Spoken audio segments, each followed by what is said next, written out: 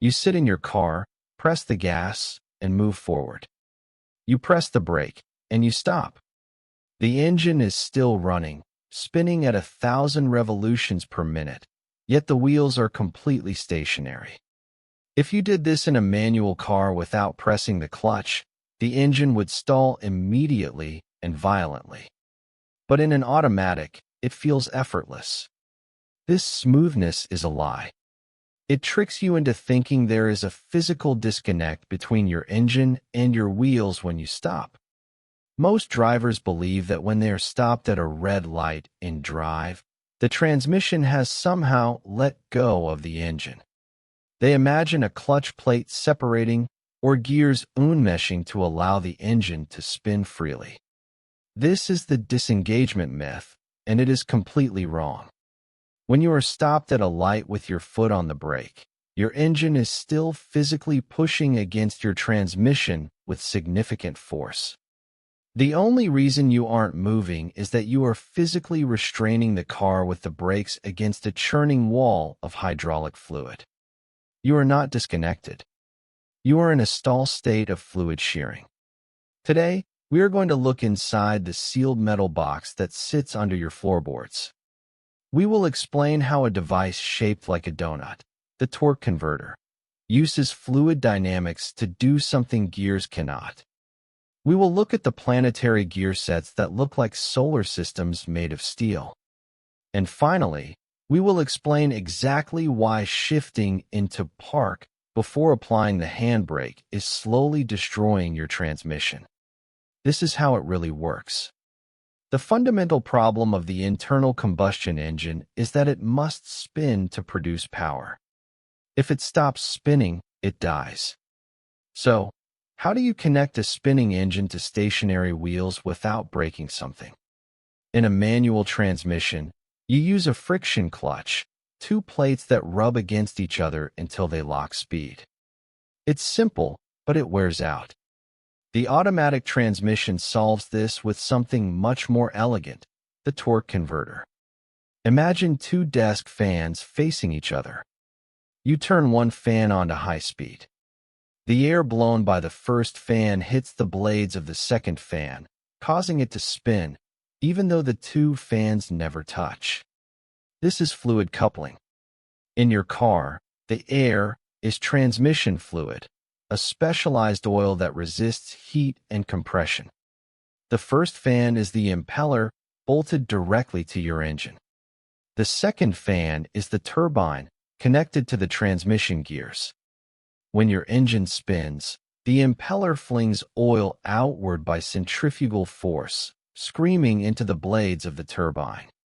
This is why you don't stall when you stop. At a red light, the impeller is spinning slowly.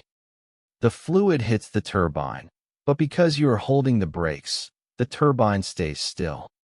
The fluid simply splashes around inside the housing, converting that energy into heat rather than motion. This is the slippage that allows an automatic to idle in gear. But if this were just two fans, it would be incredibly inefficient. The fluid bouncing off the turbine would splash back against the impeller, slowing it down and robbing power. This is where the engineering genius comes in, the stator. The stator is a small, stationary wheel with angled blades that sits between the impeller and the turbine. It is the secret weapon of the automatic transmission. When the fluid leaves the turbine, the stator redirects it. Instead of fighting the impeller, the stator flips the fluid flow so that it hits the impeller from behind, actually helping it spin faster. This recycles the energy. It creates a supercharging effect for the fluid. This is why it's called a torque converter, not just a fluid coupler. It actually multiplies the torque coming from the engine. When you floor the gas from a dead stop, the stator can double your engine's twisting force before it even reaches the gears. Once you are moving and the speeds equalize, the stator unlocks and spins freely to improve efficiency. But getting power to the transmission is only half the battle. You still need to change gears. Manual transmissions use pairs of gears that slide back and forth. Automatic transmissions use something totally different: planetary gear sets. A planetary gear set consists of three main parts: the sun gear in the center, the planet gears orbiting around it, and the ring gear surrounding the whole system. Here is the magic. You don't need to slide gears to change ratios. You just need to stop one part of the system from moving. If you lock the ring gear and spin the sun gear, the planet gears walk around the inside, creating a reduction gear: low speed, high torque. If you lock the sun gear and spin the ring gear, you get a different ratio. If you lock two parts together, the whole system spins as one unit: direct drive. So, how does the car lock these parts automatically? It uses clutch packs and bands buried deep inside the transmission housing. These are actuated by the valve body, the brain of the transmission. The valve body is a maze of hydraulic channels. Computer solenoids open and close valves, directing high-pressure fluid to squeeze these clutch packs. When the computer decides it's time for second gear, it fires a solenoid. Hydraulic pressure slams a clutch pack shut, locking the ring gear instantly. The ratio changes, and you accelerate. It is a symphony of fluid pressure, conducted by a computer, executed by steel. Now let's talk about the heat. Remember the fluid shearing in the torque converter? That creates immense heat. Heat is the #1 killer of automatic transmissions. Transmission fluid doesn't just lubricate. It is the hydraulic muscle that squeezes the clutches and the medium that transfers power. When fluid gets too hot, above 200 degrees Fahrenheit, it starts to varnish. It loses its ability to lubricate and hold pressure. This leads us to the most dangerous scenarios for your transmission. Scenario 1: the neutral drop. Some people rev the engine in neutral and then slam it into drive. In neutral, the oil pump is working, but the clutch packs are disengaged. When you slam it into drive at 4,000 revolutions per minute, the hydraulic pressure spikes instantly. The clutch packs have to bridge the gap between a spinning engine and stationary wheels in a fraction of a second. The friction material on the clutches is stripped off like sandpaper on a belt sander. You can destroy a transmission in seconds doing this. Scenario 2: shifting directions while rolling. You are backing out of a driveway. While still rolling backward, you shift into drive and gas it. Inside the transmission, the planetary gears are spinning one way. You are asking the clutch packs to instantly stop that mass and spin it the other way. This places massive shock loads on the splines and shafts. It's like taking a sledgehammer to the internal components. Scenario 3: the parking pawl. This is the most common abuse. When you park on a hill, you shift into park and take your foot off the brake. The car rolls a few inches and then CLUNKS to a stop. That clunk is the sound of the entire weight of your vehicle resting on a single, small piece of metal called the parking pawl. The park gear is not a brake. It is a small metal pin that inserts into a notched ring on the output shaft.